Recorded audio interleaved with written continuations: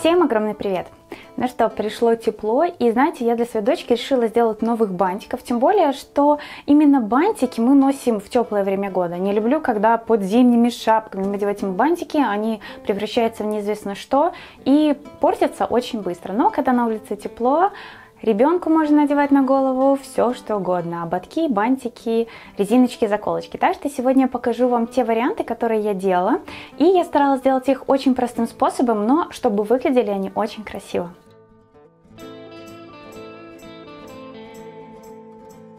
Я уже не один раз вам рассказывала и показывала товары, которые я заказывала с сайта Селенточки Бай. Это интернет-магазин в Беларуси, и там я постоянно заказываю материалы для детских бантиков и украшений. На этот раз мне пришли вот такие термонаклейки. Я часто видела их в интернете, часто видела бантики с ними и решила заказать, посмотреть, что получится у меня. На сайте огромный выбор, я для себя выбрала немножко, и знаете, использую я их не только в бантиках, но и в других своих украшениях. Еще, я думаю, многие видели бантики с именами, имена там тоже есть. Я уже когда-то делала для своей дочки бантик с именем, но видео так и не было. И как вы видите, у меня здесь небольшие бабочки, которые я заказывала на AliExpress, и ссылку на видео, где я делала бантик с этими бабочками, я тоже оставлю в описании. Перед тем, как работать, я всегда раскладываю материалы по цвету. В последнее время в работе я использую именно эко-кожу. Она очень классная, очень надолго хватает, и все-таки она лучше, чем глиттерный фоамиран.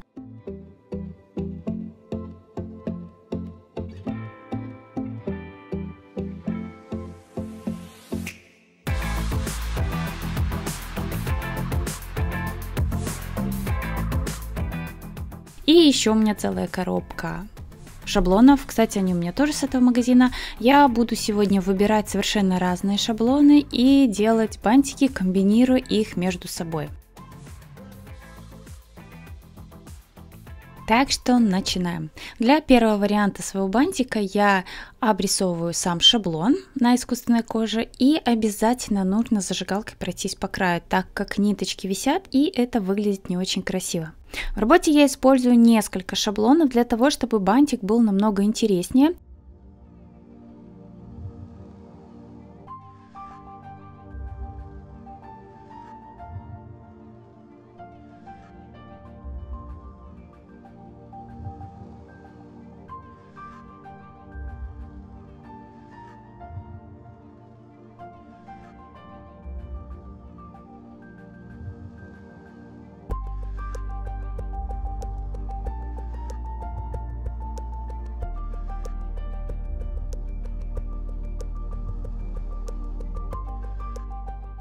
В работе я буду использовать также ленту и буду делать свой бантик односторонним.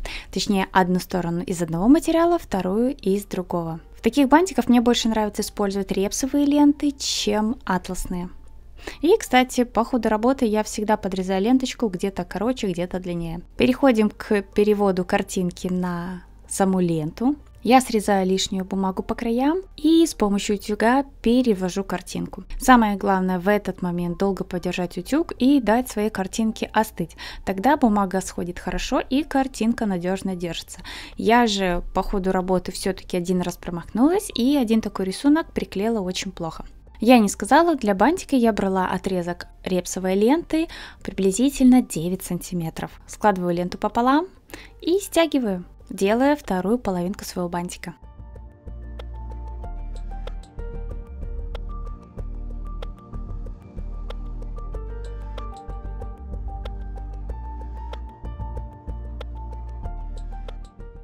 Все хорошенечко приклеиваем для того, чтобы держалось тоже надежно.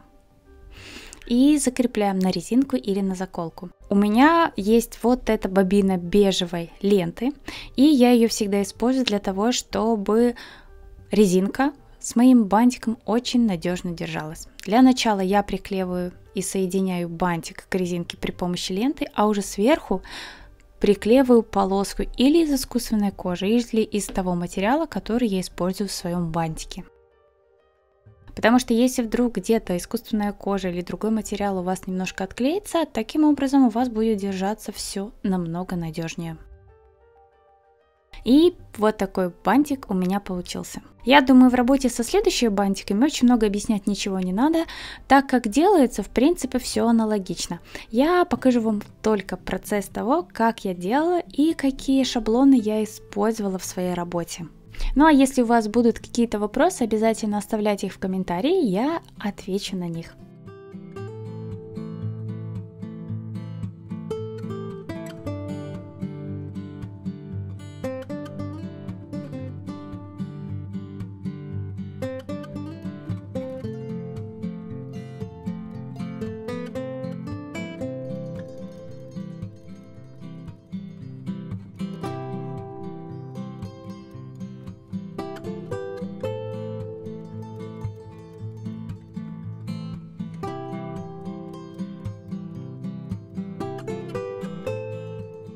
Так как мой кабошон пластиковый и держаться он может очень плохо, потому что поверхность гладкая, я царапаю с обратной стороны и только после этого наношу термоклей. Я как-то видела, что многие используют совершенно другой клей для того, чтобы приклеивать сверху кабошоном и для того, чтобы держалось намного надежнее.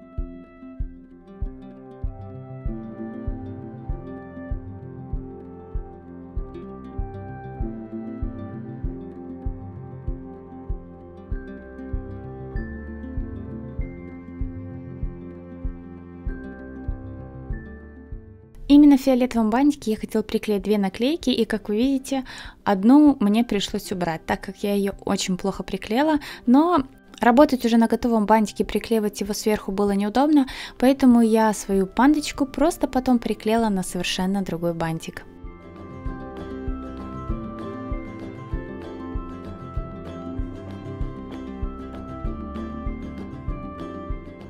В этом варианте бантика я приклеила наклейку не на ленту, а на саму кожу. А так как кожа получается с мелким глиттером, глиттер слегка просвечивает и наклейка выглядит очень интересно.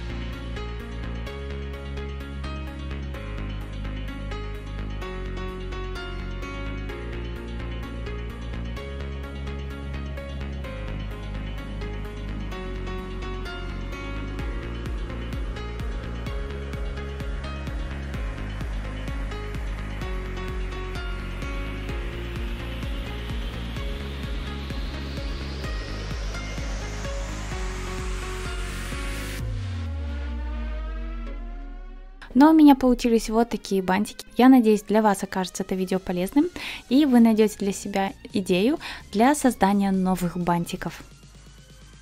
Я надеюсь, вам понравились такие варианты, они оказались на самом деле простыми, но комбинировать цвета, оттенки и материалы можно совершенно разные.